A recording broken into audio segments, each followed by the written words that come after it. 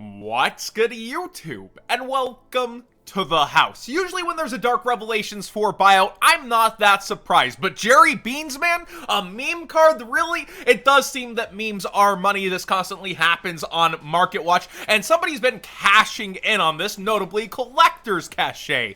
They have been putting this listing that automatically renews itself. It originally was 3, so I think maybe you got combined shipping when you were getting them, but now it's just 1. So whenever somebody tries to pull this off of market, I guess they have a stack of these and are just making bank off people trying to make it disappear. It happened live on my stream. We saw it was sold out. We pulled it back up. Someone's like, I'm gonna make those 3 disappear. Wait, why is it still there? Hold on, I got this. And they just couldn't make it, and it's hilarious that somebody's actually making a decent amount of money off of this situation. Some people actually seriously quoted the new plant archetype as the reason for this. It's actually gonna see play. Jerry Beans, man, time is now. Well, this guy with the cape isn't gonna be flying into the meta. You have Angel Trumpeter, which is a level 4 tuner vanilla that is a way better plant to be playing than the good old Beans. But if you're back in the day, your Stealth Bird, protected by a level limit area B or gravity bind, might really have feared this bean. Now, for some of the only meta-relevant stuff on this Market Watch, I've been all over the place, and a ton of cards have gone up that I didn't know went to certain prices they went, so we'll be covering that. But people are heavily assuming that that spoiler for Gold Series is real now as we get confirmation after confirmation. Even I'm leaning towards, wow, that seems pretty solid. And with the Golden Lord's falling price, some of that estimated value pull out of Secret Slayers, other stuff becomes more expensive as they expect to get cheaper Golden Lords. So we see Elixir of Black Awakening. Just a couple days ago, this was $6. Now it's towards $9. And Curse Eldin, I don't know when this happened. Apparently it was a while ago. It's been around the $5 to $6 mark. But definitely this we saw on stream that it was around $6. And it's creeped up the last couple of days towards 10 solid.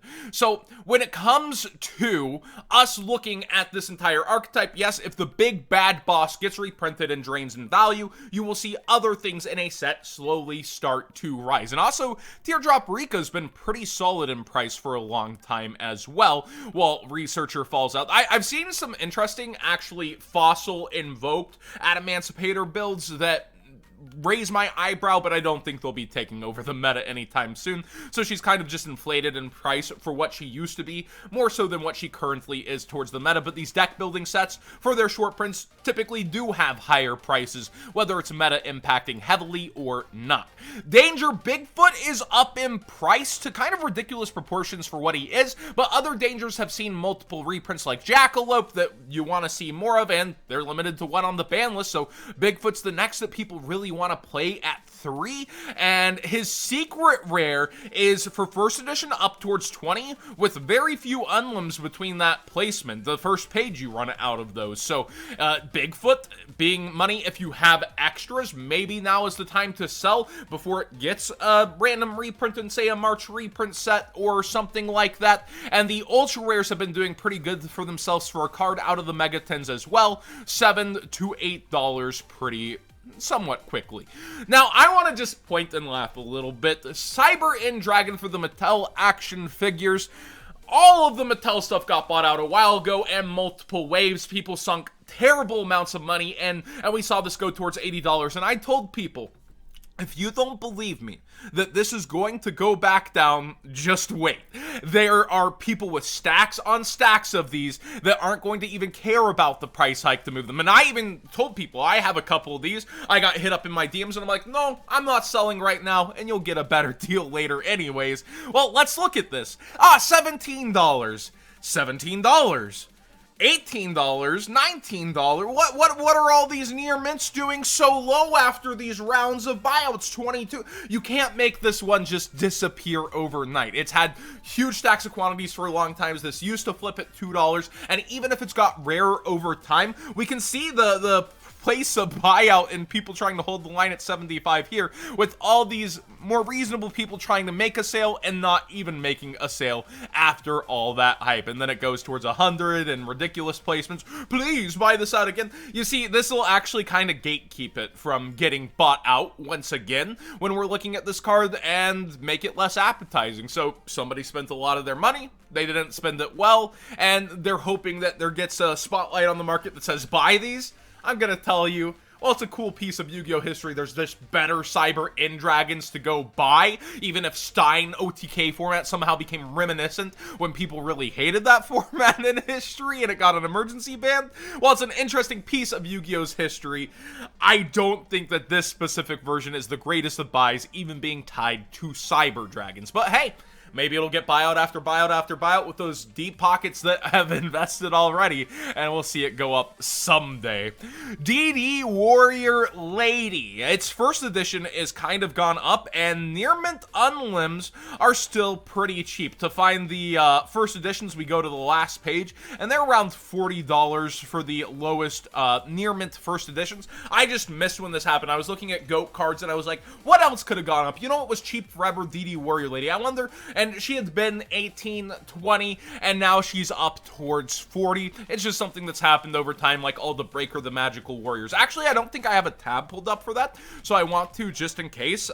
Sorry if I double repeat this, but Breaker, the Magical Warrior, we found this on stream also, like most of its versions, because somebody was like, I bought a TP7 version for 90. I'm thinking that's a good timing. Well, looks like you had a pretty good timing with that. But when we get into the other versions, the DR version was never that desired, yet it gets multiple buyouts. I would think first ed of the original Magician's Force, which is a crazy set, would be what I was after. And for a set that has gone very well over time, you do see buyouts to where there's only one at like $86 before $300. Now, what will this actually be selling for in the mint first edition in the future? Not really sure, but it is a big fan favorite and a card that people remember from back in the day, and a set that has crazy value for sealed. One of the most memorable sets that has Dark Magician Girl, Dark Paladin, and other cards like that. So GOAT format seems to be having its second revolution in terms of buyout.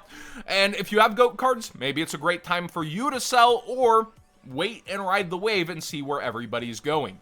Morphing Jar, speaking of GOAT, I've just noticed that every single version is up in price, even the newer copies. There is an OTS 9 Super, though, that I seem to miss. So this is actually cheaper than the commons. I would suggest buying this, mayhaps. There's a lot of copies. OTS Pack 9 was shorted on release, though, and remember, it got replaced by OTS Pack 5 at tournament stores. So one of the most interesting OTS packs to definitely watch is OTS 9, and Morphing Jar, the Super, is cheaper than the commons for its new Super. Not a bad super rare to be grabbing in my book. And of course, if you're using that TCG player link in the description down below, costing you nothing extra to support the channel directly for the cards you'd already be buying, I would really appreciate it. Magical Mallet is something that I didn't know was up to here. I've always picked this out of bulk, but almost every single version of it has a market price above $1. So it's just something to note. It's played usually in more degenerate OTK deck out decks, kind of like the Spellbook Library used to be, not Spellbook, but the Royal Magic Library used to be played back in the day. So looking at this, it's just one of those cards that despite all of its versions, it's above $1 whenever you're picking bulk. You might have some money you didn't know about. Elemental Mistress Doriado. This actually has a vanilla common that I think has gone up over time in Japan. It used to be 20. I think it's towards 40 now. Something ridiculous. So it is a fan favorite in certain arenas. Its ultimate, even the unlim lowest, is 35. And first edition, it doesn't even exist on market right now. So if you have a first set of this from the Lost Millennium, also a set that has aged very well, you might have some way bigger investment than you thought you had. Dark Paladins are all disappearing from market. I don't think this has anything to do with the Buster Blader hype, which actually is being teched in Eldritch decks, is what I'm seeing a lot more as kind of this engine, and it seems to be working really well on Dueling Book in the top ladder. But just to note, a lot of these versions are back up, and you may want to pay attention to the copies you do have. Treeborn Frog Ultimate Rare has gone to the moon, or to the heavens, or wherever you would like to call it.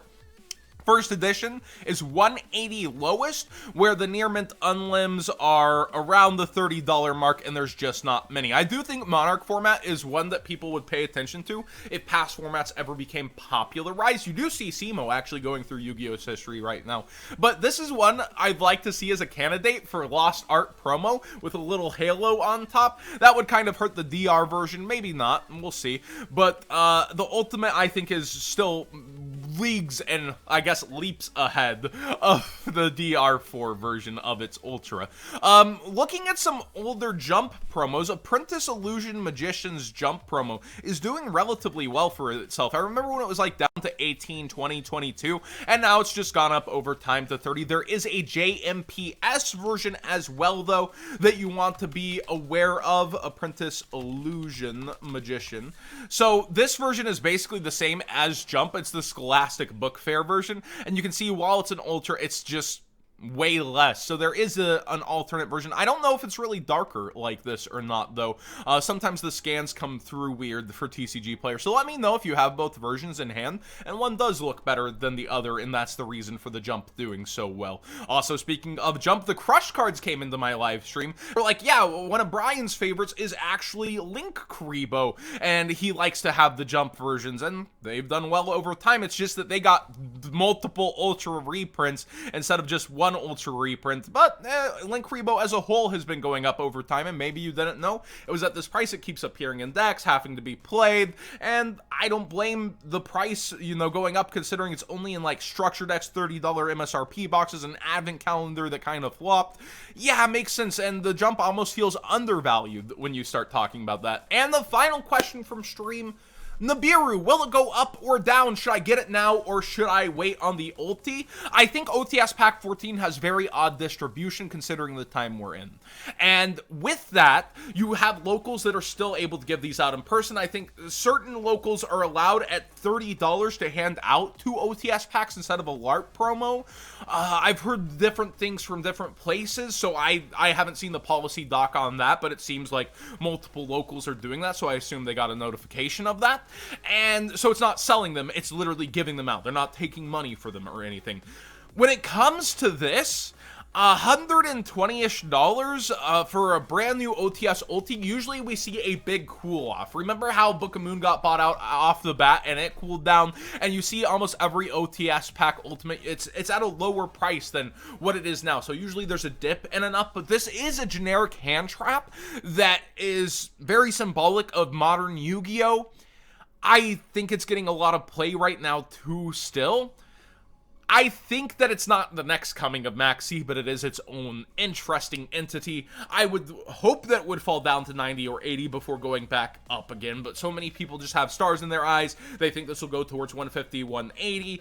I do think it has the potential to stabilize where it's at and go up, but Market Man doesn't have all the answers. It very well could go down tomorrow. If anyone's telling you they have all the answers, that's just not true. Sometimes the market has a will of its own. This could stay nothing but here and go up, or it could go down. I don't know. I would think down personally, but it's really holding in there right now with how distribution is for this set. That being said, thanks for watching today's Market Watch. Please subscribe if you haven't already. Give this video a thumbs up if you enjoy the conversation, and let me know what you think of all these more so random cards that we've kind of pulled up along with a little bit of the meta. It's been a ride of a Market Watch for sure, this one.